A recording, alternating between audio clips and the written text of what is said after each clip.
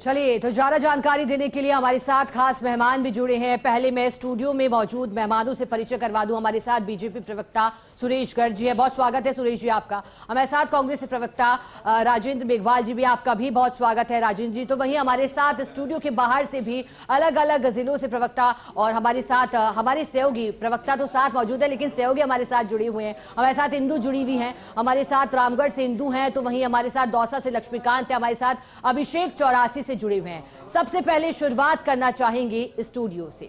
पहला सवाल मेरा रहेगा राजेंद्र मेघवाल जी आपसे। राजेंद्र जी, क्योंकि उपचुनाव को लेकर आज मतदान किया जा रहा है, लेकिन चूंकि हम सुबह से ही फर्स्ट इंडिया लगातार चर्चा कर रहा है कौन आगे है कौन पीछे, त्रिकोणीय मुकाबले की, लेकिन अब राजेंद्र जी चर्चा होनी चाहिए। उपचुनाव को लेकर कहा गया कि कहीं ना कहीं जो प्रत्याशी हैं वो नामांकन सभाओं में अकेले ही गए, कांग्रेस पार्टी कहीं ना कहीं पीछे रही प्रत्याशियों का समर्थन में आगे आने से और उनके समर्थन प्रचार करने से। कैसे मान रहे हैं इन आरोपों को लगातार जो लगाए जा रहे हैं आरोप? देखिए, ऐसा कुछ भी नहीं है। तमाम प्रत्याशियों ने जो नामांकन भरे, चाहे सलूम्बर से लेके 84 की बात हो, चाहे रामगढ़ की बात हो, चाहे दौसा की बात हो, चाहे देवली उनियारा की बात हो, चाहे हमारे खिवसर की बात हो, तो ये तमाम जगह पे कांग्रेस के दिग्गज नेता गए, उनको प्रत्याशियों को नामांकन भी भरवाया, उसके साथ साथ उनके चुनाव प्रचार को भी किया।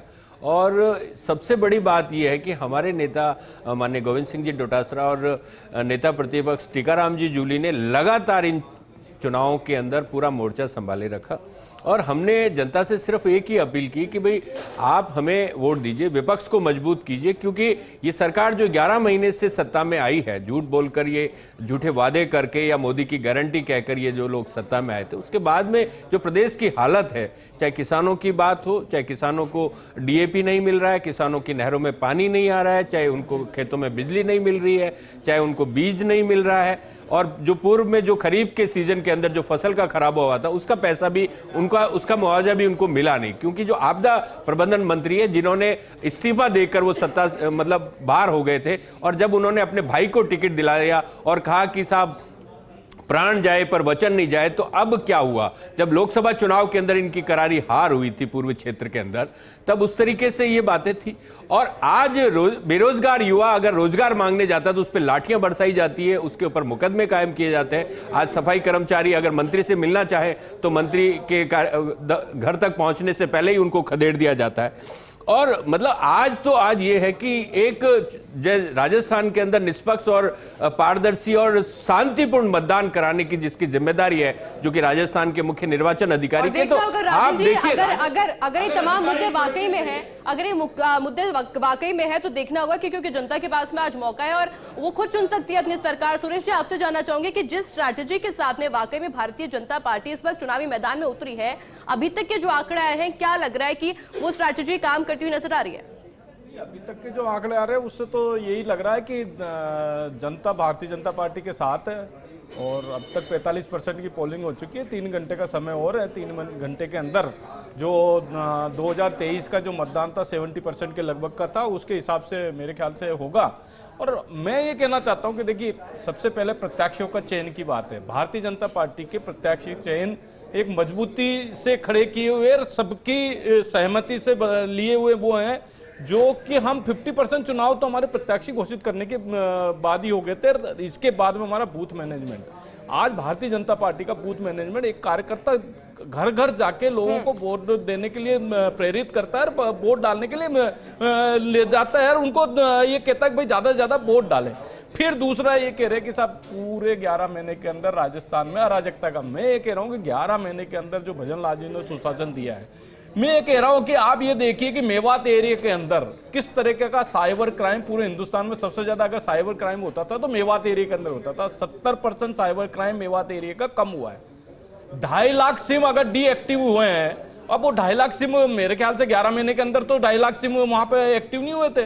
ये तो 5 साल से चलते आ रहे थे। जो 5 साल से राजस्थान के अंदर अराजकता का माहौल था, उसमें राजस्थान की पुलिस ने बहुत कंट्रोल किया। दूसरा, हमने को एक वादा किया था, भजन लाल जी ने जैसे ही शपथ ली थी तब हमने एक वादा किया था SIT गठित करना। हमने SIT गठित की है। हमने कहा 450 रुपए में सिलेंडर देना, हमने 450 रुपए में सिलेंडर दिया। हमने कहा किसान सम्मान निधि देंगे, हाँ हमने 2000 रुपए किसान सम्मान निधि बढ़ाई है। हाँ, हमने कहा था कि पेट्रोल के दाम कम करेंगे, इन्होंने 5 साल में पेट्रोल के दाम कम नहीं किए, लेकिन हमारी सरकार आते ही हमने 7.5 रुपए प्रति लीटर पेट्रोल के दाम कम किए।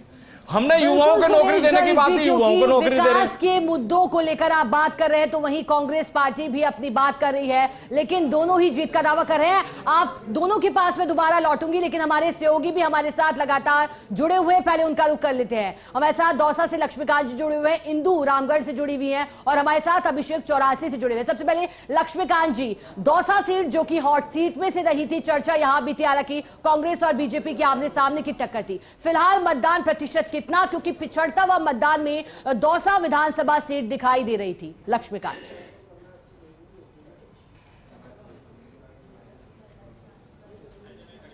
देखिए, बिल्कुल मतदान का प्रतिशत जो है वो दौसा में निश्चित रूप से कम है, लेकिन सुबह की तुलना यदि किया, सुबह जो अर्ली जो आवर्स थे उनकी तुलना में जो मतदान प्रतिशत है उसमें इजाफा हुआ है और उम्मीदें की जा रही है कि 6 बजे तक के जो आने वाले जो घंटे हैं उनमें प्रतिशत और बढ़ेगा। हालांकि बहुत साफ तौर पर ये पता नहीं चल पा रहा है कि मतदान की प्रतिशत कम क्यों है, लेकिन जो प्रशासन है वो भी अपने स्तर पर ये प्रयास कर रहा है कि लोग मतदान केंद्रों तक जाएं। खुद जैसे जिला कलेक्टर हैं उनसे हमारी बात हुई थी, इनकी तरफ से जो स्वीप प्रोग्राम चलाया जाता है, उन जो हेला टोली जो है उनको भी एक्टिव किया गया है और कहीं ना कहीं ये प्रयास किया जा रहा है कि मतदान प्रतिशत बढ़े। जहाँ तक कांग्रेस और बीजेपी की बात करें तो ये कहना बहुत मुश्किल है कि मतदान का प्रतिशत कम होना, मतदान का प्रतिशत अधिक होना किसके फेवर में जाता है। ये बहुत जल्दबाजी होती है, क्योंकि हर जियोग्राफिकल बात करते हैं तो किसी क्षेत्र में किसी तरह के वोटर्स का बाहुल्य होता है, कहीं पे कोई दूसरे वोटर्स का बाहुल्य होता है। तो ये कहना बहुत, जहाँ तक जैसे शहर की बात करें तो शहर और गाँव में बहुत ज़्यादा फर्क मतदान प्रतिशत में नहीं है, क्योंकि हमने गाँवों के बूथों का भी जायजा लिया है, शहर के जो मतदान केंद्र हैं उनका भी हमने जायजा लिया है। लगभग जो प्रतिशत है वो लगभग शहर या गाँव में लगभग एक जैसी स्थिति है। हाँ, ये जो जानकार लोग हैं वो ये मान रहे हैं कि कहीं न कहीं जो शादी और ब्याह का जो सावा जो था, जिसको लगातार बहुत महत्वपूर्ण माना जाता है, किसी न किसी दौर से अपन जब बात करते हैं तो ये प्रभाव कहीं न कहीं है। चूँकि एक वजह ये भी है कि दोपहर के बाद में प्रतिशत में थोड़ा जो इजाफा हुआ है, तो ये वजह मानी जा सकती है कि शादी यानी कि साफ तौर पर माना जाए लक्ष्मीकांत की 3 बजे के बाद में जो वोटिंग परसेंट है वो बढ़ने की पूरी संभावना। आप सभी बने रहेगा हमारे साथ में। उससे पहले इस वक्त की बड़ी खबर का रुख कर लेते हैं। जयपुर से बड़ी खबर है, एसडीएम को थप्पड़ मारने का मामला, आरएस एसोसिएशन में आक्रोश है। आरएस एसोसिएशन के पदाधिकारी सीएमओ पहुंच चुके हैं और सीएमओ में अधिकारियों से मुलाकात करेंगे।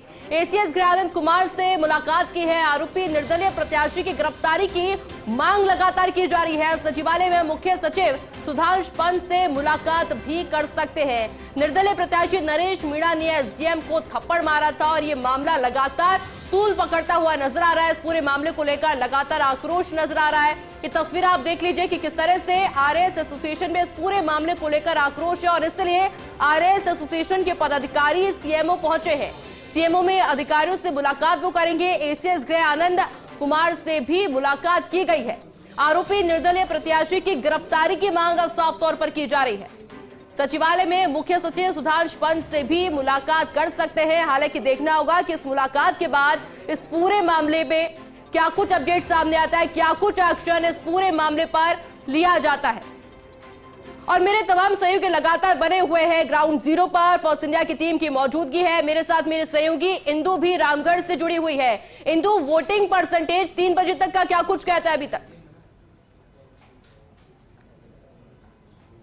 आयुष, बिल्कुल। फर्स्ट ऑफ ऑल मैं वोटिंग परसेंटेज की यहाँ पर बात करती हूँ। 60% जो है वो यहाँ का वोटिंग परसेंटेज है और 2.74 लाख यानी कि 2,74,000 वोटर्स जो है, जो दोनों प्रत्याशी जो है, कांग्रेस के प्रत्याशी और भारतीय जनता पार्टी के प्रत्याशी, उनका भाग्य का फैसला यहाँ पर कर रही हैं। अच्छी बात यह है कि जो यहाँ के वोटर्स है, जो यहाँ के मतदाता है, काफी ज्यादा जागरूक है। अभी की मैं एक बार तस्वीर आपको दिखाना चाहूंगी कि किस तरह से अभी 3 बजे से ज्यादा का वक्त हो चुका है, लेकिन अभी भी जो लाइनें, जो कतारें हैं वो आप देख सकती हैं। महिलाओं की जो कतार है वो यहाँ पर अलग नजर आ रही है, पुरुषों की कतार अलग नजर आ रही है, साथ ही जो विकलांग है उनके लिए अलग से व्यवस्था यहाँ पर की गई है। मॉनिटरिंग लगातार यहाँ पर की जा रही है। एक और अच्छी बात आयुषी यहाँ पर ये इको फ्रेंडली पोलिंग बूथ, उसकी एक तस्वीर भी मैं आपको दिखाना चाहूंगी। कैमरा पर्सन साहिल को कहूंगी जरा ये दिखाए कि किस तरह से इको फ्रेंडली पोलिंग बूथ जो है उसको ध्यान में रखते हुए पोलिंग बूथ को यहाँ पे डेवलप किया गया है।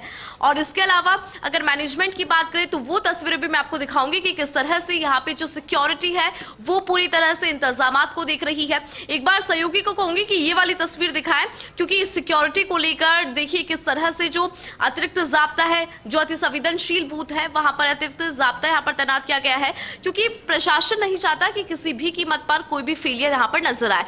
और इसके अलावा रामगढ़ बूथ में जब लगातार रामगढ़ की हम बात कर रहे थे लगातार इस सीट की, तो यहाँ पर देखिए लगातार जो वोटर्स है मॉर्निंग से ही आयुषी लगभग 7 बजे का जो वक्त होता है, ग्रामीण क्षेत्र है लेकिन तब भी जो महिलाएं हैं पुरुष है सब लोग आगे बढ़ चढ़कर इस लोकतंत्र के महापर्व में अपनी आहुति दे रहे थे। सुबह से ही रामगढ़ की जो तस्वीरें हैं वो अच्छी तस्वीरें नजर आ रही है, वो इसलिए क्योंकि यहाँ के लोग अपने मतों को लेकर, अपने मताधिकार को लेकर काफी ज्यादा जागरूक है, क्योंकि यहाँ की जनता जानती है आज ये मौका उनको मिल रहा है और ये मौका हाथ से नहीं जाना चाहिए, क्योंकि आज वो मौका है जब वो अपने क्षेत्र से अपने जनप्रतिनिधि को चुन सकेंगे। ऐसे में जो लगातार वोटिंग परसेंटेज है वो यहाँ का अच्छा एक पॉजिटिव मैसेज, एक पॉजिटिव रिस्पॉन्स जनता की तरफ से यहाँ पर देखने को मिल रहा है। बिल्कुल इंदु, और वोटर्स लगातार मतदान केंद्र पहुंच रहे हैं। हमारे साथ सहयोगी प्रदीप भी जुड़ गए हैं झुंझुनू से। प्रदीप, आपका रुख करूंगी लेकिन उससे पहले सहयोगी अभिषेक भी हमारे साथ 84 से जुड़े हुए हैं। अभिषेक, लक्ष्मीकांत जी दौसा से जानकारी दे रहे थे कि 3 बजने के बाद माना जा रहा है कि वोटर्स की संख्या में इजाफा होगा। 84 का चक्कर, क्योंकि 3 पार्टियां चुनावी मैदान में, आदिवासी पार्टी की भी चर्चा हुई, लेकिन मतदान प्रतिशत 3 बजे तक वहां कितना रहा और किस तरह से इजाफा वहां धीरे धीरे देखने को मिल रहा है?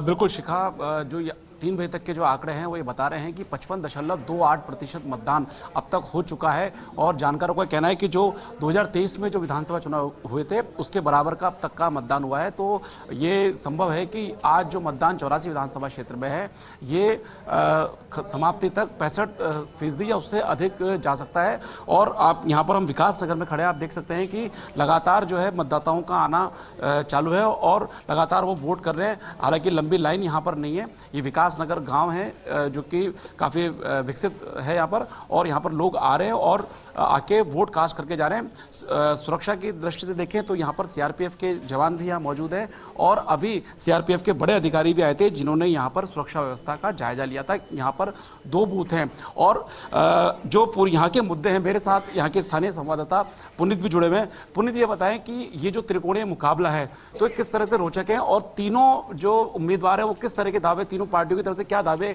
किए जा रहे हैं, क्या वादे किए जा रहे हैं? बिल्कुल, मैं आपको बताना चाहूंगा कि जो 84 विधानसभा है वो त्रिकोणीय मुकाबला जो कैंडिडेट है उसके नाते भी है और क्षेत्रवाद के नाते भी है। 84 विधानसभा क्षेत्र में 3 पंचायत समितियां आती हैं जिसमें चिखली, सिमलवाड़ा और जोंथरी। तीनों पंचायत समितियों से एक कैंडिडेट जो पार्टियां हैं उन्होंने उतारा है। भारतीय आदिवासी पार्टी जो है उन्होंने चिखली से अपना कैंडिडेट उतारा है अनिल को। इसके बाद सिमलवाड़ा से जो सिमलवाड़ा पंचायत समिति के प्रधान हैं उनको ही कारीलाल को भारतीय जनता पार्टी ने मैदान में उतारा है और जोंथरी पंचायत समिति जो है वहां से कांग्रेस ने अपने प्रत्याशी को मैदान में उतारा है। क्षेत्र और जो टक्कर है वो दोनों ही तरह से त्रिकोणीय मुकाबला है। रही बात जो मुद्दों की, जो सबसे बड़ा जो समस्या इस क्षेत्र में है वो पेयजल समस्या है। यहाँ पर जो गुजरात सीमा पर कडाना डैम बना हुआ है वहां से पानी को लिफ्ट करके और पूरे 84 क्षेत्र में पेयजल के रूप में, सिंचाई के रूप में लाने के लिए पिछली सरकार में प्रोजेक्ट शुरू हुआ था, लेकिन चूंकि सरकार बदली इसके बाद ये बात आगे नहीं बढ़ सकी। लेकिन ये समस्या पिछले कई दशकों से चली आ रही है। इस पुनीत में ये भी आपको रोकना चाहूंगा, लेकिन अभी जो सोमवार को मुख्यमंत्री भजनलाल शर्मा ने यहाँ पर सभा करी तो उसको लेकर ये लोग कह रहे हैं, जो राजनीतिक जानकार है यहाँ के, कि इससे जो है जिस तरह से भीड़ जुटी तो उससे लगता है कि यहाँ पे बीजेपी भी मजबूत दावेदार है। बिल्कुल, मैं बताना चाहूंगा, पूर्व में जब मुख्यमंत्री जी का दौरा यहाँ होना था उससे पहले माना जा रहा था कि 84 में पूरी तरीके से भारतीय आदिवासी पार्टी का परचम रहेगा। लेकिन जब मुख्यमंत्री जी की सभा हुई उसके बाद ये बात सामने आई कि माहौल बदल रहा है, कहीं ना कहीं वोटर जो है वो नई सरकार के साथ जाने के मन बना रहा है। लेकिन अभी जब सुबह हमारी 84 से जो पहले विधायक थे और अभी वर्तमान में सांसद है, उनका कहना है कि हम अपना काम कर चुके हैं और बड़े नेताओं के आने से कोई ज्यादा फर्क नहीं पड़ता। लेकिन कहीं ना कहीं हवा बदली है। बिल्कुल, ये जो मतदान केंद्र है यहाँ पर 1316 मतदाता है और जिसमें से 615 ने अब तक वोट डाल चुके हैं, मतलब करीब 50% उन्होंने मतदान कर दिया है। और यहाँ पर जो मतदान किया है सुबह 7 बजे से यहाँ मतदान चालू है। और ये पिछली बार भी यही हुआ था कि जब 2023 के विधानसभा चुनाव हुए थे तब जो कतारें थी वो लंबी थी और रात के 8 बजे तक मतदान हुआ था, क्योंकि यहाँ पर अधिकतर जो मजदूर वर्ग है वो 4 बजे करीब फ्री होगा, 4 बजे बाद फ्री होगा, उसके बाद वो यहाँ पर वोट डालने आएंगे, तो जो मतदान प्रतिशत है ये बढ़ेगा और बढ़ने का 65% या उससे ज्यादा ही जा सकता है। और ये इसलिए भी है क्योंकि यहाँ पर जो एसटी और नॉन एसटी 2 तरह के यहाँ पे मतदाता है, जिनको लेकर यहाँ पर जो तीनों पार्टियां है वो अपने अपने वादे कर रही हैं, अपने अपने दावे कर रही हैं। और जहां अगर हम उसकी बात करें आदिवासी पार्टी की, जो भारतीय जो आदिवासी पार्टी है उसका दावा भील प्रदेश को लेकर है, उसके अलावा विकास कार्यों को लेकर है। जो राजकुमार रौत ने पिछले 10 साल में, अभी जब उनसे हमने 1-to-1 किया तो उनका कहना था कि पिछले 10 साल में मैंने यहाँ पर काम किया है और उसके ही लिए ही मैं वोट मांग रहा हूँ। इधर भाजपा का दावा है, साफ तौर पर माना जाए कि दौसा हो, रामगढ़ हो या फिर 84 हो, अभी तक का जो वोटिंग परसेंट है वो भी काफी पॉजिटिव तस्वीरें दिखा रहे हैं। लेकिन अच्छी बात यह है कि वोटिंग परसेंटेज आगे और भी ज्यादा बढ़ सकता है। रुक अब झुंझुनू का कर लेते हैं, मेरे सहयोगी प्रदीप लगातार वहां से बने हुए हैं। प्रदीप, झुंझुनू की सीट क्या कुछ कहती है, वहां किस तरह का माहौल और वहां पर आंकड़ा अभी तक क्या कुछ पहुंचा?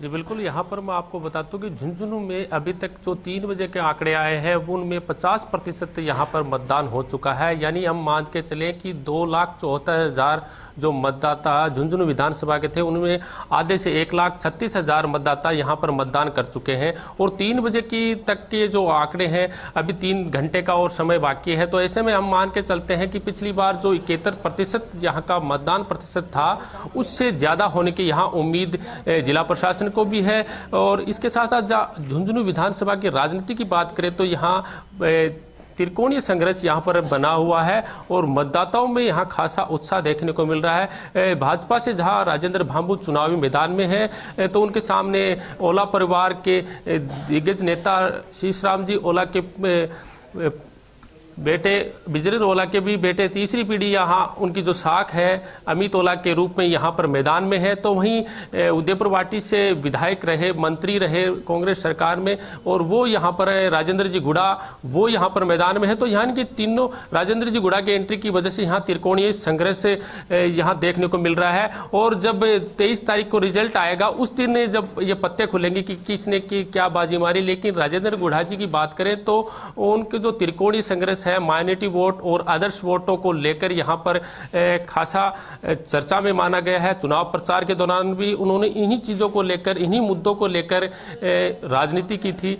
अब वो उनके जो मुद्दे थे वो जनता तक कितने पहुंचे हैं वो तो परिणाम आने के बाद में पता लगेगा। लेकिन जब अमित ओला उन्होंने अपने पिता दादा के नाम पे यहाँ पे उसको लेकर, विकास के नाम के मुद्दों को लेकर वोट की अपील की थी, तो और वहीं तो भाजपा प्रत्याशी के साथ पूरी सरकार थी, उन्होंने ताकत झोंक रखी थी। नामांकन के दिन से ही जब मुख्यमंत्री यहाँ पर आए थे और जब अंतिम प्रचार दौर चल रहा था तब भी आए थे, 2 दौरे मुख्यमंत्री जी के हो चुके थे। तो ऐसे में मान के चले कि पूरी सरकार ने यहाँ दमखम लगा रखा था। और यहाँ के जो वोटर्स है वो माइनॉरिटी वोटर्स और जाट वोटर्स दोनों ही यहाँ पर इस सीट पर अपनी निगाह रखे हुए हैं। वो माइनॉरिटी वोटर अगर झुंझुनू सीट ओला परिवार का गढ़ रही, लेकिन इस बार वहां भी राजेंद्र गुड़ा भी मैदान में है। एक तरफ अमित ओला है, उसके अलावा प्रत्याशी राजेंद्र गुर्जर भी यहां से हैं। तो एक तरफ नजरें हैं एक और प्रत्याशी राजेंद्र गुड़ा पर।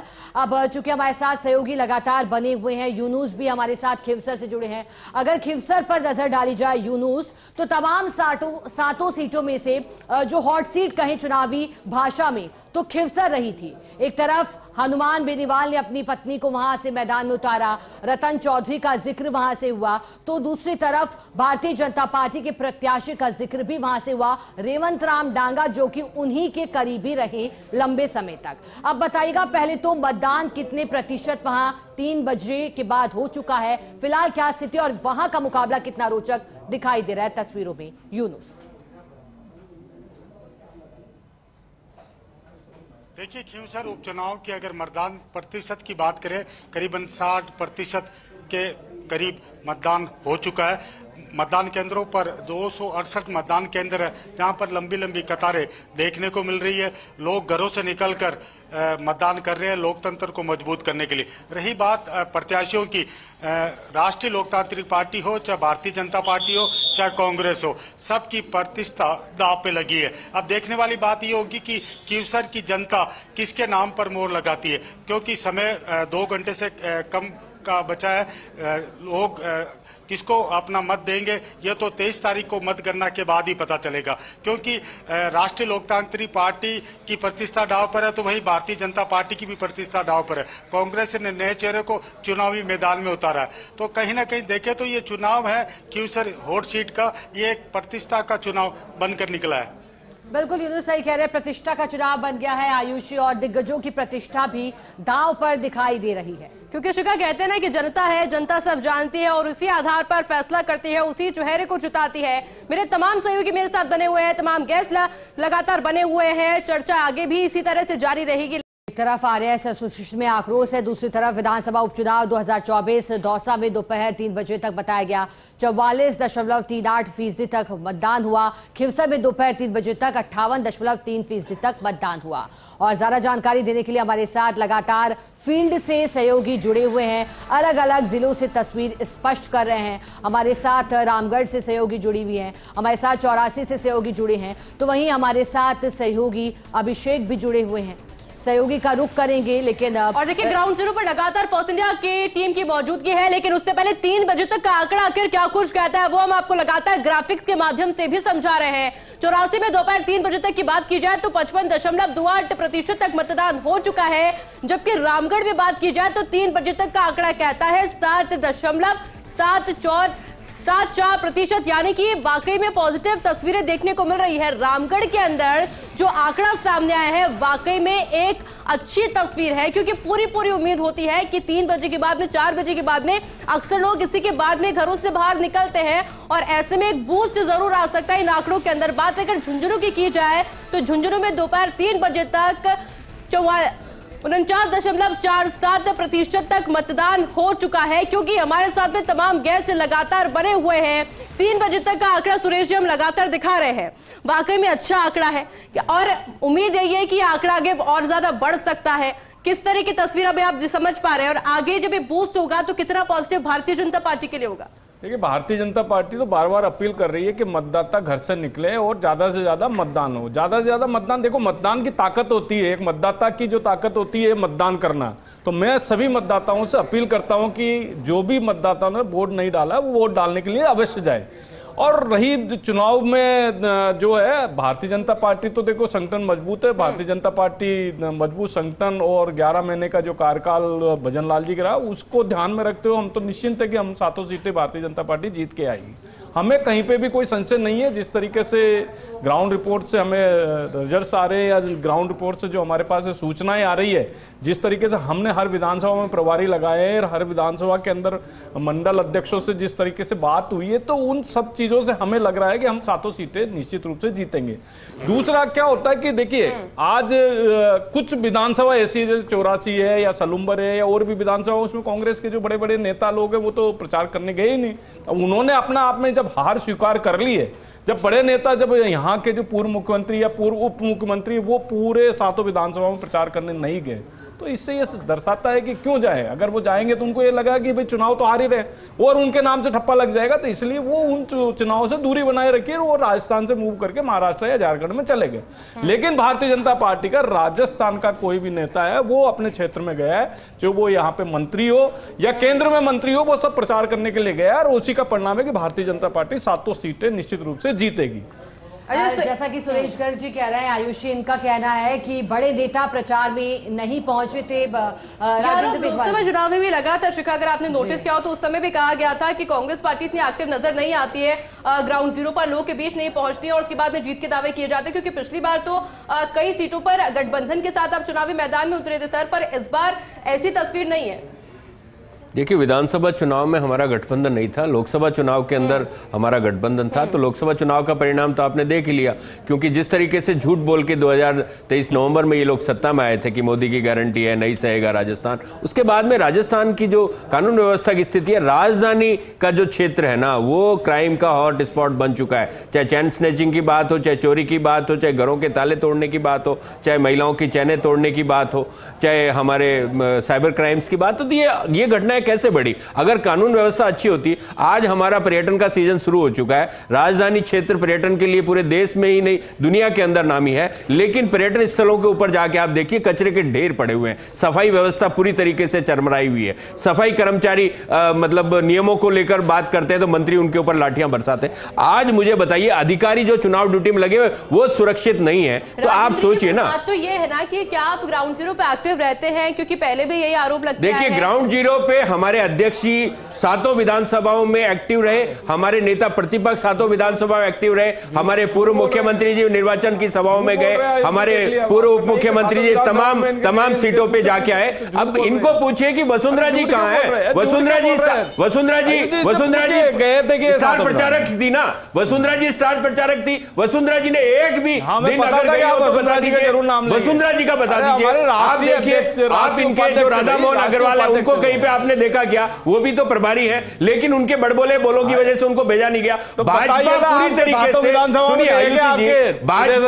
भाजपा पार्टी है ना, नेता मार पार्टी बन चुकी है। इन्होंने बड़े नेताओं को खत्म कर दिया है, चाहे राजेंद्र राठौड़ की बात हो, चाहे सतीश पूनिया की बात हो, चाहे वसुंधरा जी की बात हो, चाहे कालीचरण सराफ जी की बात हो, चाहे घनश्याम तिवारी जी की बात हो, तमाम नेताओं को। किरोड़ी जी कहते थे साहब क्या करेंगे, मतलब प्राण जाए पर वचन नहीं जाए, और भाई को टिकट दे दी, पहले भतीजे को टिकट लेके आए, फिर पहले खुद भी लेके आ गए। भाई भतीजावाद किससे बढ़िया एग्जांपल क्या होगा? वहां जाके कह रहे साहब भिक्षाम दे, अरे आपको जनता आराम दे देगी इस बार, आपको जनता आराम दे देगी, आपके बुलावे में आने वाले नहीं है इस बार। किसान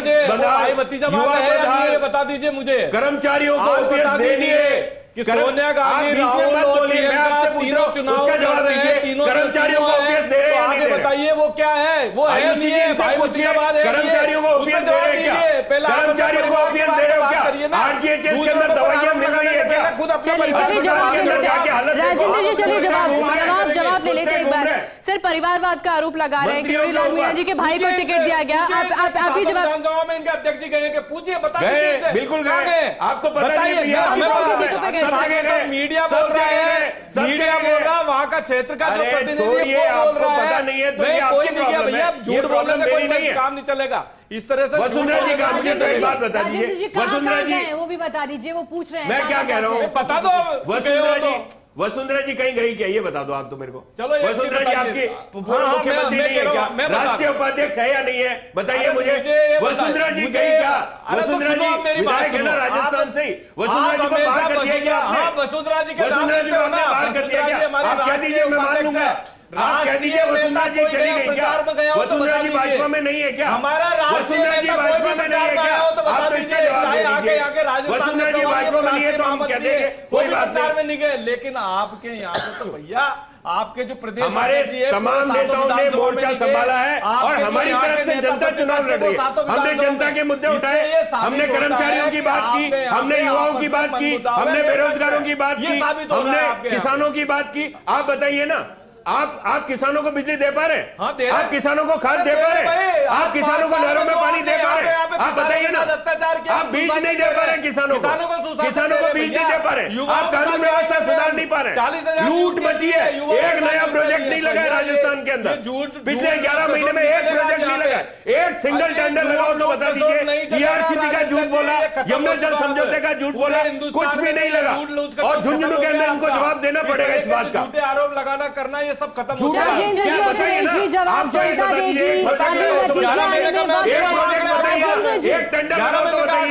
सुरेश जी, जनता जवाब देगी, इंतजार है। बिल्कुल, क्योंकि हमारे साथ सहयोगी भी जुड़े हुए हैं। रामगढ़ से हमारे साथ अश्विनी यादव, तो प्रदीप झुंझुनू से हमारे साथ जुड़े हैं। पहले चूंकि हमारे साथ अश्विनी यादव जुड़े हैं रामगढ़ से, उनका रुक कर गया। अश्विनी, रामगढ़ वोटिंग प्रतिशत में सबसे आगे रहा है फिलहाल 3 बजे के बाद, वहां का आंकड़ा कैसा, और जो समीकरण रामगढ़ का दिखाई दे रहा है, एक बार फिर परिवारवाद की चर्चा वहां भी हुई है, क्या स्थिति दिखाई दे रही है अश्विनी रामगढ़ में?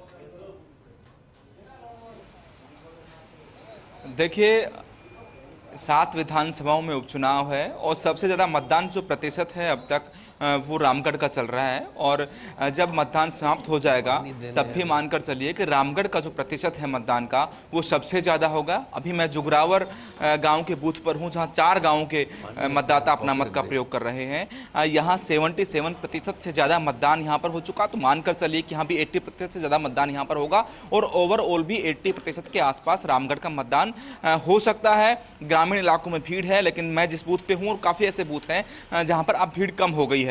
लास्ट के 1 घंटे में कुछ भीड़ जुटने की संभावना है, लेकिन अभी इन इलाकों में भीड़ नहीं है। ग्रामीण के कुछ और इलाके हैं जहां पर भीड़ रह सकती है, और ये भी मानकर चलिए कि रामगढ़ के कुछ बूथ ऐसे होंगे जहां 6 बजे मतदान समाप्त नहीं होगा। पंक्ति होने के कारण 1 घंटे ज्यादा देर तक भी मतदान उन इलाकों में चल सकता है। कड़ी टक्कर लगातार, क्योंकि भाजपा कांग्रेस के प्रत्याशी आमने सामने है, कड़ी टक्कर यहां लगातार देखने को मिल रही है। दोनों ही प्रत्याशियों के लोगों ने, कार्यकर्ताओं ने, नेताओं ने अपना ताकत लगाई, और अब दोनों प्रत्याशी, उनके समर्थक और बूथ पर लगाए गए एजेंट इस कोशिश में हैं कि कैसे वो अपने प्रत्याशी को, अपनी पार्टी को ज़्यादा मत डलवा सकें, कैसे वो लोगों को घरों से निकाल कर लाएं। अब जब 4 बजे से ज़्यादा का समय हो गया है, तो जो मतदाता छूट गए हैं उन मतदाताओं को घर से लाकर वोट डलवाने काम उस पार्टी के लोग, क्यों नहीं संपर्क किया जाए, और कैसे अपने पक्ष के लोगों की वोटिंग प्रतिशत बढ़ाया जाए, इसको लेकर पार्टी के लोग या उनके कार्यकर्ता काम कर रहे हैं। जी अच्छा, क्योंकि मुकाबला तो इस चीज में भी है अश्विनी की आखिर कौन सी सीट होती है जिस पर वोटिंग परसेंटेज ज्यादा होती है। और अच्छी बात यह है कि रामगढ़ अभी सबसे ज्यादा आगे चल रहा है, और जैसे कि भी आपने जानकारी दी कि 1 घंटा और इसको बढ़ाया जा सकता है, यानी कि वोटिंग परसेंटेज रामगढ़ की काफी अच्छी जाने की पूरी उम्मीद है। मेरे साथ सहयोगी प्रदीप लगातार बने हुए हैं झुंझुनू से। प्रदीप, वहां की जरा स्थिति बताएगा, पहले तो राजनीतिक समीकरण बताइएगा उस सीट का, और उसके बाद में क्या कुछ तस्वीर अब तक देखने को मिल रही है वो भी समझाइएगा।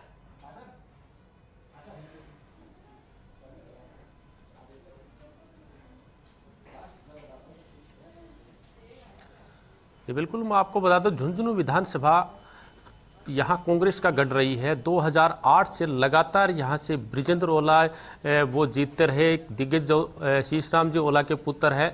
अब जहाँ उनके जीतने के बाद जब वो खुद सांसद बन गए ब्रिजेंद्र ओला, तो ये सीट खाली हो गई। उसके बाद यहाँ पर उपचुनाव हो रहा है। ऐसे में उनके पुत्र अमित ओला को यहाँ कांग्रेस ने एक बार फिर ओला परिवार पर विश्वास जताकर उन्हीं के कंधों पर जीत की जिम्मेदारी दे दी।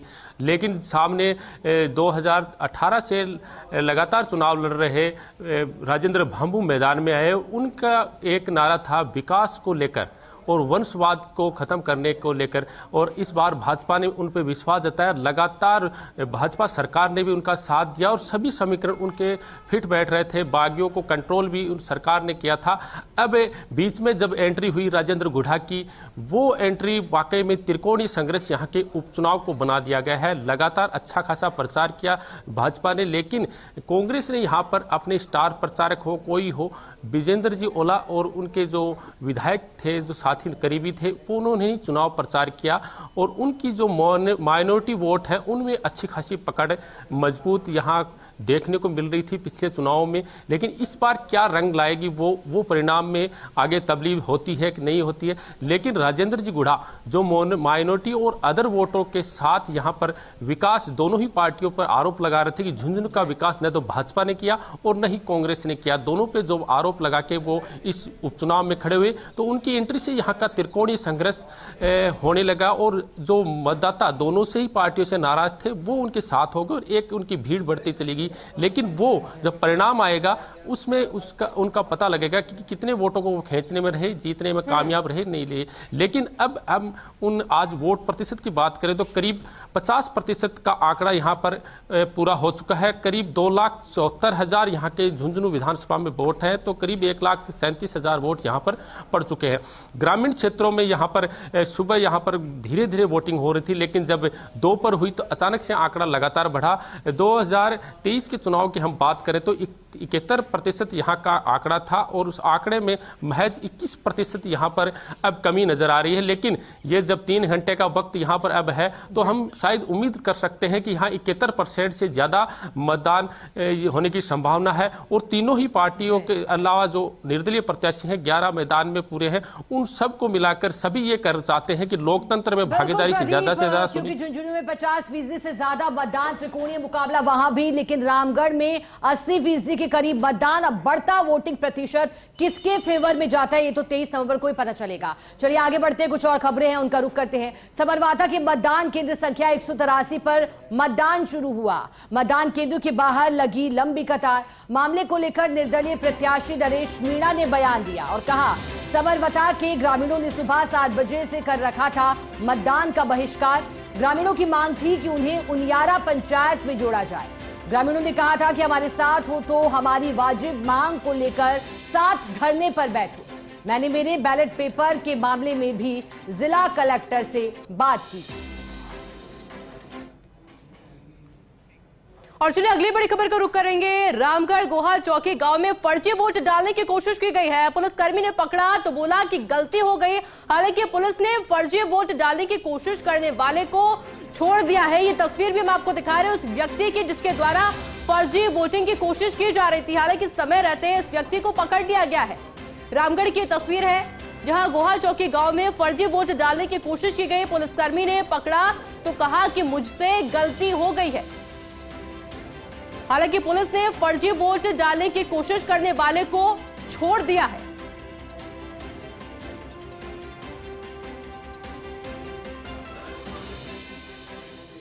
चलिए अब आपको दौसा लिए चलते हैं क्योंकि वहां से हमारे साथ सहयोगी निर्मल तिवारी जुड़े हैं ज्यादा जानकारी देने के लिए उपचुनाव पर। निर्मल जी, दौसा सीट भी चर्चाओं में रही, चाहे जगमोहन मीणा की बात हो, भाजपा प्रत्याशी लेकिन किरोड़ीलाल मीणा फिर मैदान में उतरे और डांस पॉलिटिक्स की चर्चा भी हुई। वहीं कांग्रेस पार्टी से भी प्रत्याशी को मैदान में उतारा गया, वो भी चर्चाओं में रहा। फिलहाल दौसा से क्या स्थिति? अब 2 घंटे के करीब वक्त शेष है। फिलहाल मतदान प्रतिशत वहां कितना और क्या ताजा समीकरण?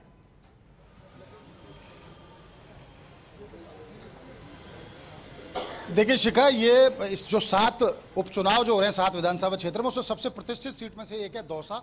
कारण सीधा है कि जो भजनलाल कैबिनेट के जो सबसे चर्चित चेहरे हैं डॉक्टर किरोड़ीलाल मीणा, उनके भाई जगमोहन मीणा यहाँ से भाजपा के टिकट पर चुनाव लड़ रहे हैं और उनका जो पूरा हरावल दस्ता है, अभी कुछ ऐसे चेहरे भी नजर आए जो सवाईमाधोपुर में भी उनके साथ सक्रिय थे, वो यहाँ पर भी सक्रिय हैं। यानी कि सक्रिय पूरा उनका जो हरावल दस्ता है वो भी यहाँ पर सक्रिय है। उसके साथ अगर हम दीनदयाल बैरवा की बात करें, जो कांग्रेस के जो प्रत्याशी हैं, उनकी तरफ से भी पूरी एक तैयारी के साथ यहां पर चुनाव लड़ा जा रहा है। ये नगर परिषद दौसा है जिसका बूथ नंबर 128 है। खास बात यह है कि डेडिकेटेडली यहां जो महिला कार्मिक हैं उनके द्वारा इस बूथ को संचालित किया जा रहा है। देखिए शिखा, इसमें समझने वाली बात यह है, दौसा की अगर हम राजनीति की बात करते हैं और चुनाव अगर पोलिंग परसेंटेज की बात करते हैं तो 3 बजे तक 44% वोट पड़े थे। यानी कि अब करीब 4 बजे के आसपास का वक्त है। वोटों का जो प्रतिशत है वो 47-48 के आसपास है। वोटिंग परसेंटेज जरूर दोनों प्रत्याशियों की पेशानी पर बल डाल रहा है। वो इसलिए कि दौसा एक ऐसी सीट है जहां पर पिछली बार 68 से 70% तक वोटिंग हुई थी, लेकिन इस बार चूंकि एक तरफ तो देवउठनी 11 का जो सावा था वो, दूसरा उपचुनाव में वैसे ही जनता में उतना जोश नहीं होता मतदान के प्रति, लेकिन उसके बावजूद जिला कलेक्टर जो कि जिला निर्वाचन अधिकारी भी, उनकी तरफ से जो स्वाइप कार्यक्रम चलाया जाता है, कोशिश ये की जा रही है मतदाताओं को ज्यादा से ज्यादा घर से बाहर निकालने का प्रयास किया जाए। 2 घंटे का भी वक्त बचा है। माना यह जा रहा है जिस तरह का ट्रेंड अभी पोलिंग का आ रहा है उससे ऐसा लग रहा है कि पोलिंग परसेंटेज 56-57 के आसपास रहनी है। और जब कम पोलिंग परसेंटेज होगी तो निश्चित तौर पर वो ना तो उसमें बहुत ज्यादा उत्साह भाजपा के खेमे में नजर आ रहा है उसकी वजह से, ना ही कांग्रेस के खेमे में नजर आ रहा है। तो निश्चित तौर पर दौसा का जो चुनाव है वो स्पष्ट स्थिति में अभी ऐसा लग नहीं रहा है कि उसकी स्थिति स्पष्ट है। यहाँ देखिए, यहाँ कुछ मतदाता जरूर पहुंचे, मैं दिखाने की कोशिश करेंगे आपको गिरीश की यहाँ मतदान के प्रति लोगों में जागरूकता तो है, लेकिन मैंने जैसा पहले कहा कि उपचुनाव है, पहली बात। अच्छा, दूसरा सबसे बड़ा कारण शिखा क्या है कि ये सामान्य सीट है और सामान्य सीट पे दोनों ही जो बड़ी पार्टियां हैं, भाजपा कांग्रेस की बात करें तो उन्होंने सामान्य वर्ग के चेहरे को यहां से नहीं उतारा है। जबकि पिछली बार भाजपा की तरफ से शंकरलाल शर्मा थे जिन्होंने एक टफ फाइट मुरारीलाल मीणा को दी थी, जो कि विधायक थे, विधायक की छोड़ करके अब सांसद बन चुके हैं और उसी वजह से यहां पर उपचुनाव हो रहा है। तो सामान्य वर्ग का जो वोटर है उसमें भी उत्साह कम देखने को मिल रहा है। हालांकि ये लोकतंत्र के लिए कोई बहुत अच्छा इस तरह का सूचक नहीं है कि इस तरह से अगर किसी भी वर्ग का मतदाता यहाँ कम आता है कि उसका प्रतिनिधित्व उसमें नहीं है, लेकिन कोशिश ये करनी चाहिए कि पार्टियों की विचारधारा या विकास के नाम पर या स्थानीय मुद्दों के नाम पर जरूर जो चुनाव लड़े जाते हैं तो उनको घर से बाहर निकलकर, हम तो उनसे यही अपील करेंगे घर से बाहर निकलें। 2 घंटे का वक्त है, आए, अपनी उंगली पर निशान लगाएं और दिखाएं कि हाँ लोकतंत्र की ये जीत है। देखिए मैं आपको दिखाने की कोशिश करूंगा, तमाम महिला कर्मी हैं यहाँ पर, जितना भी जो सुरक्षा स्टाफ है वो यहाँ पर महिला कर्मी हैं। उसके अलावा अंदर जो पीठासीन अधिकारी और तमाम जो व्यवस्थाएं, चाक चौबंद जो व्यवस्थाएं जिस तरह की, उसमें तमाम जो महिला कर्मी हैं उनकी तरफ से ही इस वोटिंग की प्रक्रिया को पूरा कराया जा रहा है। हम गिरीश के साथ दिखाने की कोशिश, गिरीश एक बार पैन करके दिखाइए कि किस तरह की पोजीशन है।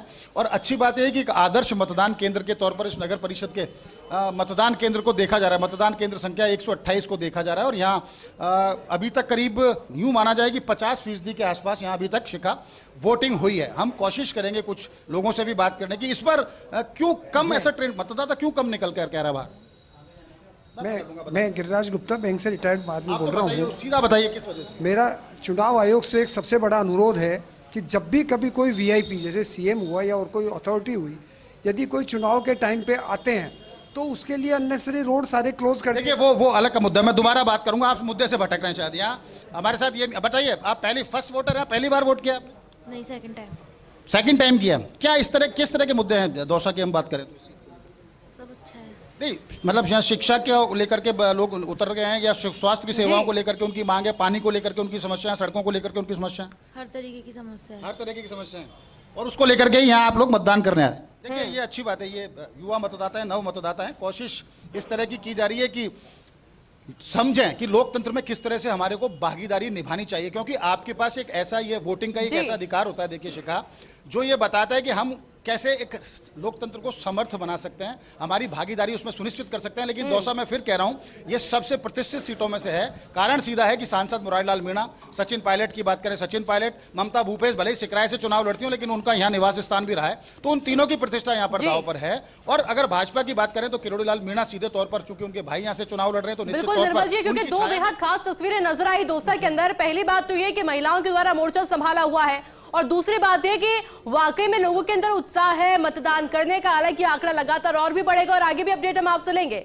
लेकिन उससे पहले विधानसभा उपचुनाव 2024 का रण और लगातार फर्स्ट इंडिया आपको सुबह से ही एक तरफ तस्वीरें दिखा रहा है, वोटिंग परसेंटेज बता रहा है, तो लगातार हमारे साथ बीजेपी प्रवक्ता और कांग्रेस प्रवक्ता जुड़े हुए हैं, उनका रुख करेंगे। हमारे साथ सुरेश गर्ग जी बीजेपी प्रवक्ता जुड़े हुए, हमारे साथ राजेंद्र मेघवाल जी कांग्रेस प्रवक्ता जुड़े हुए। सुरेश गर्ग जी, मेरा सवाल आपसे है, चुनावी समर की शुरुआत हुई और बीजेपी की ओर से आया एक बयान चर्चाओं में रहा कि हमारे पर हारने के लिए कुछ नहीं है, लेकिन जीतने के लिए क्योंकि बहुत कुछ है। सुरेश गर्ग जी, क्योंकि 5 सीटें खासतौर पर 7 में से ऐसी रही जहां 4 में कांग्रेस, एक पर बीएपी का कब्जा, आरएलपी का कब्जा, सिर्फ एक सलूम्बर जो थी वो भारतीय जनता पार्टी के खेमे में रही थी। तो क्या जीत की तैयारी की गई थी? अब जब वोटिंग प्रतिशत को लेकर आंकड़े आ रहे हैं, लगता है तैयारी सफल भारतीय जनता पार्टी की हो रही है, क्योंकि प्रतिष्ठा दांव पर है बहुत से नेताओं की भारतीय जनता पार्टी के। देखिए मैंने शुरू में ही बोला था कि हमारी तैयारी जिस दिन से चुनाव डिक्लेयर हुए तब से हमारी तैयारी है। हम कह रहे हैं कि हम 7 विधानसभा जीतेंगे।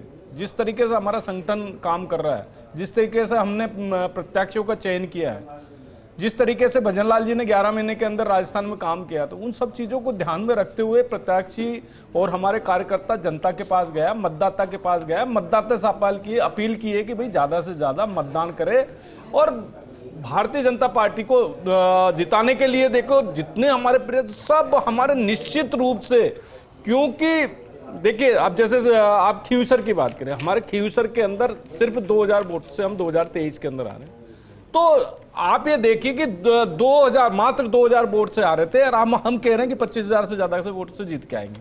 रामगढ़ के अंदर हमारे जो प्रत्याशी है वो जो अभी वर्तमान में प्रत्याशी वो 74,000 वोट लेके आया था। हमारे बीजेपी दोनों को मिला लेते तो आज 1,04,000 के लगभग के वोट हो जाते। तो हम देखिए कहीं पे भी हमारे को कहीं पे भी किसी तरीके की संशय नहीं है।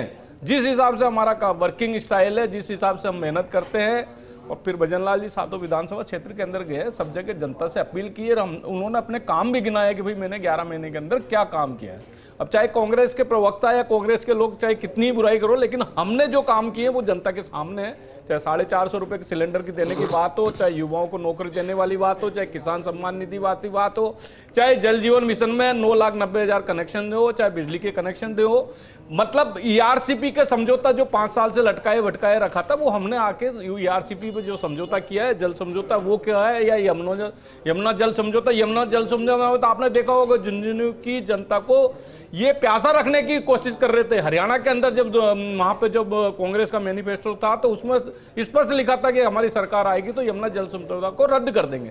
तो इससे ये साबित होता कि कांग्रेस की चाल चलन में कितना डिफरेंस है कि हरियाणा में जाके राजस्थान के नेता ही हरियाणा में जाके बोलते हैं। तो ये 4 सीटें कांग्रेस ने जीती, वो तो लगातार गढ़ रही थी कांग्रेस का, और 3 से 4 चुनाव में लगातार वहां से कांग्रेस के प्रत्याशी ही जीत रहे थे। मैं कहां पे मैं ये कह रहा हूं कि चलो लगातार कहीं पे, जैसे आज आप झुंझुनू की बात कर, झुंझुनू के अंदर मैं दावे के साथ कहता हूं कि हमारा प्रत्याशी वहां पे जीत रहा है। आप मार्केट के जाकर आप मार्केट देवली उनियारा के अंदर हमारे निश्चित रूप से राजेंद्र गुर्जर जी जीत रहे, निश्चित रूप से जीत रहे। देवली उनियारा के अंदर अच्छे वोटों से जीत के आएंगे राजेंद्र गुर्जर जी। राजेंद्र गुर्जर जी अच्छी वोट कि ओवर कॉन्फिडेंस माने भारतीय जनता पार्टी। नहीं, देखो भारतीय जनता पार्टी कभी ओवर कॉन्फिडेंस में नहीं रहती। ओवर कॉन्फिडेंस में तो कांग्रेस रहती है। वो हरियाणा के अंदर भी दिख गया होगा आपको, देखा होगा हरियाणा के अंदर किस तरह से इनका ओवर कॉन्फिडेंस था कि 60 से 70 सीटें लेके आएंगे। जनता ने जवाब दे दिया। और जनता देखिए आयुषी जी, मैं कहता हूँ जनता देखती है, जानती है कि ये कितना झूठ बोलते हैं। जब हिमाचल प्रदेश में, कर्नाटक में झूठ बोल के इन्होंने सरकार बनाई थी तो जनता ने समझ लिया था। उसके बाद में हरियाणा में परिणाम दे देते कि यार ये लोग तो झूठ बोलते। खुद इनके राष्ट्रीय अध्यक्ष ने बोला कि यार चुनाव घोषणा पत्र के अंदर जो बड़ी बड़ी घोषणाएं हम करते हैं वो नहीं करनी चाहिए। ये खुद इनके राष्ट्रीय अध्यक्ष जी का है। तो ये सब चीजें राजेंद्र जी, क्योंकि ये तो कह चुके हैं 7 ही सीटों पर भारतीय जनता पार्टी जीत रही है, कांग्रेस का क्या कहना है?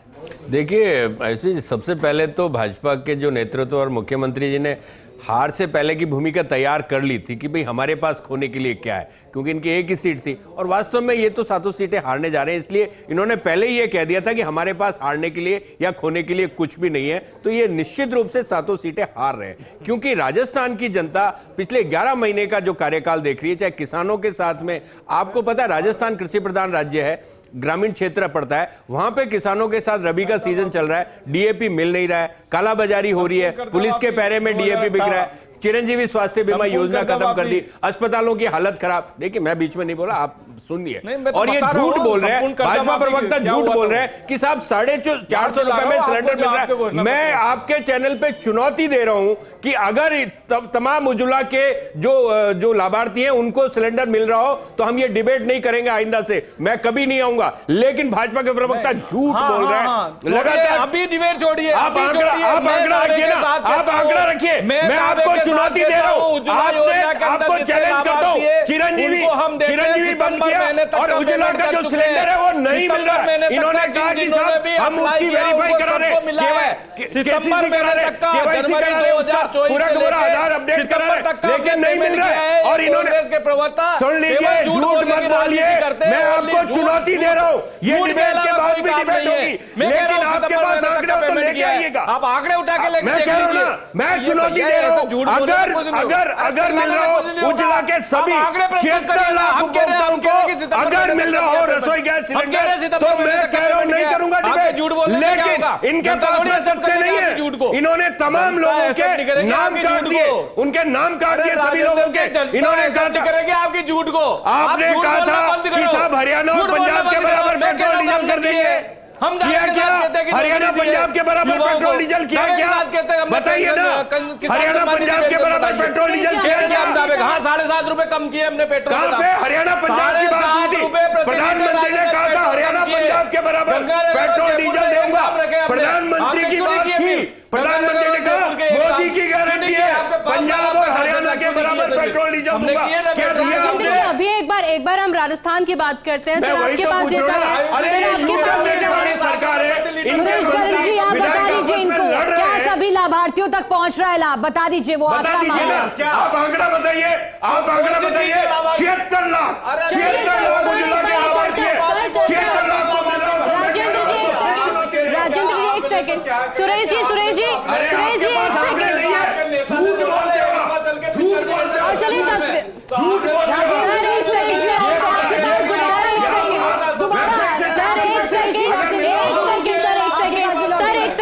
एक सेकंड जरा तस्वीरें भी दिखा देते हैं कि इस वक्त ग्राउंड जीरो पे क्या चल रहा है। हमारे तमाम सहयोगी फर्स्ट इंडिया की टीम लगातार मौजूद है, चर्चा लगातार जारी रहेगी। लेकिन जरा इससे पहले मेरे सहयोगी रवि के पास में आपको लेकर के चलते हैं, वो बताएंगे कि आखिर वहां पर क्या कुछ, सलुंबर में क्या कुछ स्थिति इस वक्त देखने को मिल रही है।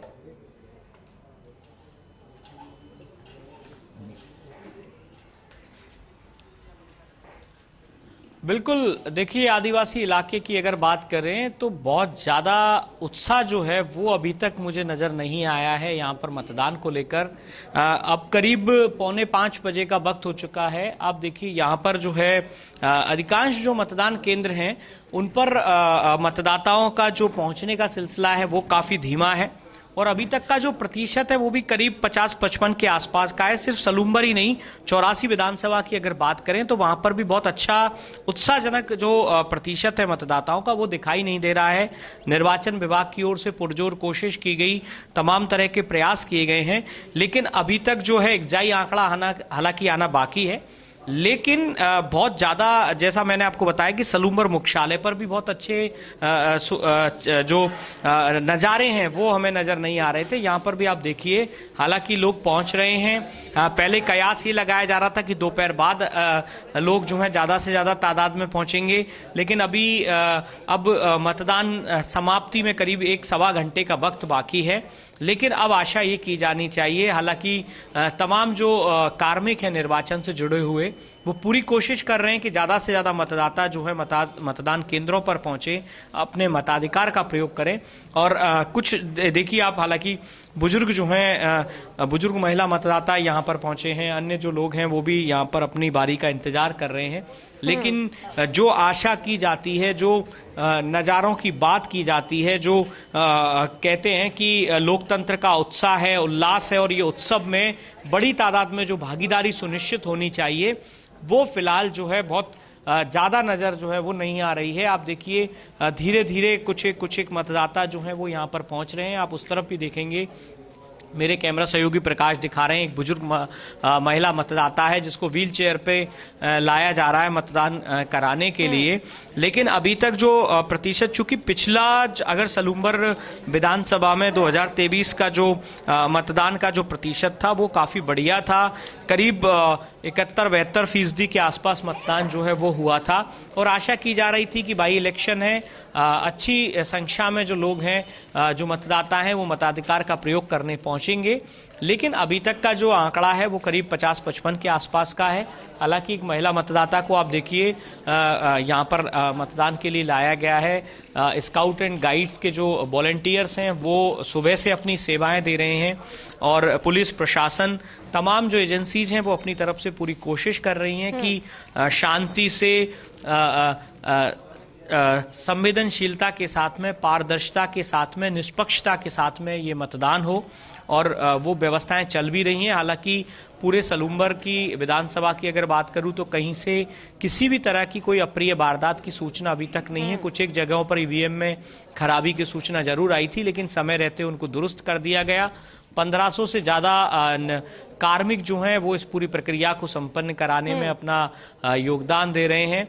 और अब 6 बजे तक ये मतदान चलेगा और 6 बजे तक जो लोग भी मतदान केंद्रों के अंदर एंट्री कर जाएंगे उन्हें अपने मताधिकार का प्रयोग करने दिया जाएगा और जो लोग 6 बजे के बाद अगर पहुंचते हैं तो उन्हें फिर एंट्री नहीं दी जाएगी। जी रवि, क्योंकि मतदान प्रतिशत की बात आपने कही, हालांकि अब करीब 1 घंटा ही शेष रहा है, लेकिन रवि अगर इस पूरी सीट को समझें, क्योंकि एक तरफ तो रेशमा मीणा है, दूसरी तरफ शांता देवी है, लेकिन जितेश कटारा को उतार दिया गया है आदिवासी पार्टी की ओर से, मुकाबला त्रिकोणीय हो गया है। लेकिन अमृतलाल मीणा जो कि दिवंगत विधायक रहे, यहाँ से कहा जाता है कि उनके आगे कोई नहीं टिका और फिर भारतीय जनता पार्टी की ओर से इमोशनल कार्ड का सहारा लिया। क्या लगता है कितने सिंपैथी वोट बटोर पाएंगे या मुकाबला इस बार कुछ अलग रहेगा? रवि,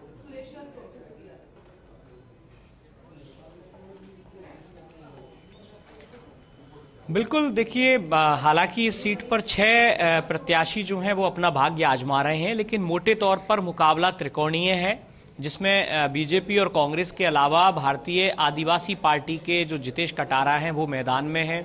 पिछला अगर ट्रैक रिकॉर्ड देखें तो भाजपा का गढ़ माना जाता है सलूम्बर, जहां पिछले 3 चुनावों से भाजपा शानदार जीत दर्ज करती आ रही थी।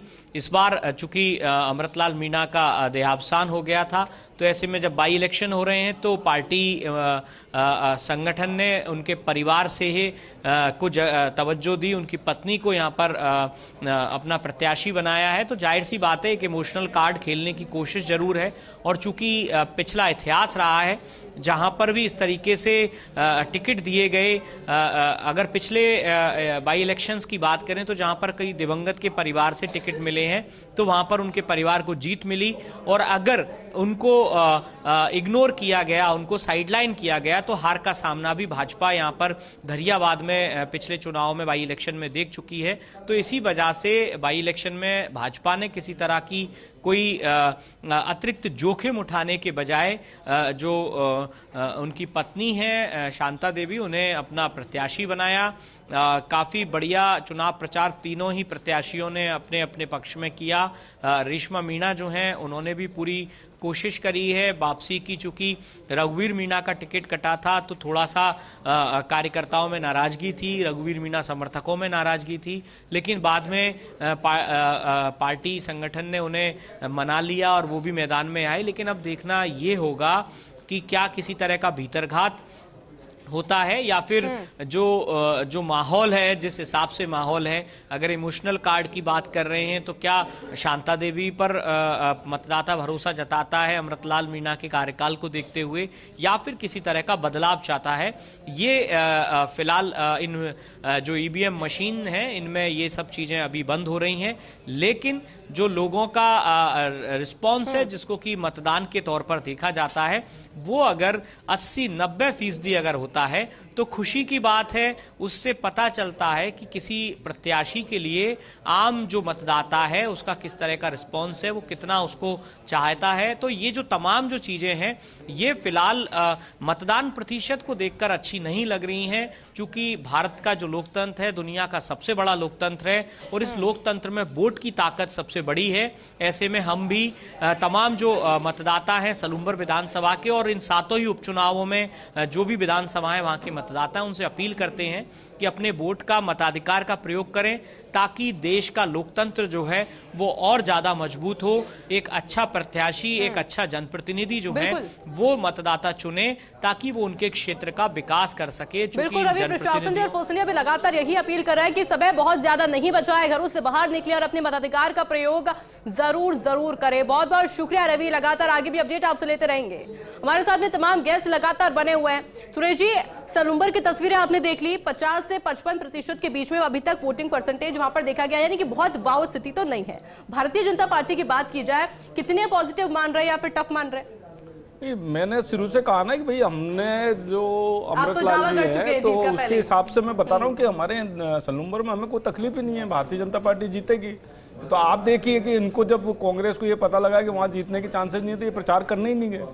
तो उससे साबित होता है ना कि भारतीय जनता पार्टी कितनी मजबूत है। जब कांग्रेस के वहाँ जो यहाँ के राजस्थान के स्थानीय नेता है वो प्रचार करने ही नहीं गए, जबकि हमारे यहाँ तो मुख्यमंत्री जी और अभी मुख्यमंत्री जी अभी जो परसों जब गए थे तो परसों आपने देखा होगा कितनी जबरदस्त भीड़ थी सलूम्बर के अंदर और 84 के अंदर। तो ये बताते हैं कि जनता भारतीय जनता पार्टी को जाती है, जनता को भजनलाल जी के ऊपर विश्वास है कि भजनलाल जी अपना सुशासन दे रहे हैं। और पिछले 11 महीने के अंदर जो जिस तरह से जनता के विश्वास में खरे उतरे हैं तो वो सब जनता को दिख रहा है और उसी को ध्यान में रखते हुए सब ठीक है कि कांग्रेस पार्टी पहले हार मान चुकी है सलूम्बर में, इसलिए चुनाव प्रचार के लिए नहीं बिल्कुल भी नहीं आयुषी जी, मैं आपको बता दूं सबसे पहले तो मैं हमारे मित्र को ये क्लैरिफाई कर देता हूं कि उज्ज्वला रसोई गैस के लिए 76 लाख लाभार्थी थे। उसके लिए इन लोगों ने IOCL, PCL और HPCL से डेटा मांगा, राज्य सरकार ने डेटा मांगा और इन कंपनियों ने डेटा नहीं दिया। उन्होंने कहा कि हमारे पास ऐसा कोई डेटा नहीं है जिसमें आधार नंबर, सुनिए, आधार नंबर और कंज्यूमर नंबर मांगा था। आज मैं बता दूं उसके बाद में ये योजना पूरी तरीके से फेल कर दी इन्होंने। 450 मैं कह रहा हूं आपको मिल ही नहीं रहा। आपके कहने से होता क्या है, जनता को लाभ मिल रहा है और आपके कहने से लाभ झूठ बोलेंगे, कैसे झूठ बोलेंगे? मैं कह रहा हूं जनता को लाभ मिल रहा है, हम कह रहे हैं सितंबर तक का कर दिया। आप बताओ तो सही ना कि उदाहरण तो दो ना, एक उदाहरण दो कि भाई इसमें ये गलत हुआ है। आप बताओ, मैं जवाब दूंगा उसका। अरे ऐसे बोलने से कुछ नहीं होगा भैया, ऐसे बोलने से कुछ नहीं होगा। उदाहरण तो दो ना, ये गलत हुआ है उसके अंदर, उदाहरण दो ना।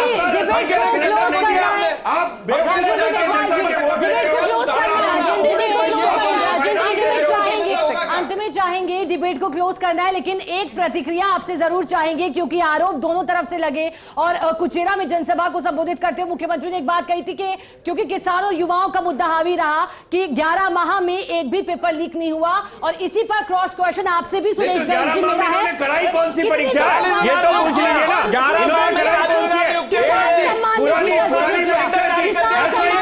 जो बात हुई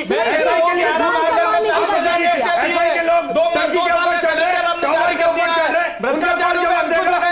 ऐसा के लिए टॉवर पे क्यों चल रहे हैं बच्चे, युवाओं टॉवर चल रहे हैं पे क्यों चल रहे हैं? सर और भी जानकारी आपसे लेंगे क्योंकि चर्चा आगे भी जारी रहेगी, लेकिन रिएक्शन जो हमने अभी तक पाया है शिखा, जो कि हर बार देखने को मिलता है जब जब चुनाव होते हैं, इसी तरह से आरोप प्रत्यारोप देखने को मिलते हैं। लेकिन बड़ी बात यह थी जो कि हम जनता तक पहुंचा रहे थे कि आखिर वोटिंग परसेंटेज क्या कहता है, आंकड़ा क्या कहता है, लोगों के अंदर उत्साह कितना है, वो रामगढ़ अभी तक मैं कहूंगी 23 नवंबर को नतीजा आएंगे, इंतजार उसका भी करना होगा। लेकिन वोटिंग प्रतिशत लगातार बढ़ रहा है, लेकिन अब महज 1 घंटा ही शेष है। आयुषी, और चलिए ये तस्वीरें भी आपको दिखाते रहेंगे क्योंकि फर्स्ट इंडिया सबसे पहले, सबसे तेज और सबसे सटीक जानकारी आप तक पहुंचा रहा है। आप लगातार